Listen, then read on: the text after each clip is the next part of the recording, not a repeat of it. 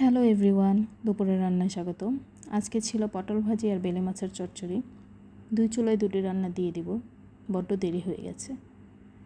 পটলটাকে ছিলে প্রথমে লবণ দিয়ে মেখে রাখতে হবে, তারপর তেল গরম হলে পটলটাকে দিয়ে ঢাকনা দিয়ে ঢেকে রাখতে হবে সেদ্ধ হওয়ার জন্য। অন্যদিকে চচ্চড়ির জন্য গরম তেলে পেঁয়াজ, হলুদ গুঁড়ো, মরিচ গুঁড়ো, ধনিয়া গুঁড়ো, লবণ দিয়ে কষিয়ে নিতে হবে। তারপর কেটে রাখা সবজি দিয়ে দিতে হবে। আমি বেগুন, আলু, পটল দিয়েছি। আপনারা আপনাদের পছন্দ মতো দিতে পারেন সবজি, শুধু পেঁয়াজ দিয়েও রান্না করা যায়।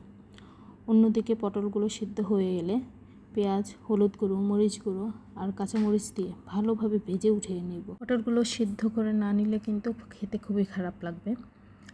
মেয়েটাকে এই পটলটা দিয়েই ভাত দিয়ে খাওয়াবো, আগে ডাল রান্না করা ছিল। অন্যদিকে চচ্চড়িতে মাছ দিয়ে ধনেপাতা দিয়ে ঝোল শুকিয়ে নিতে হবে।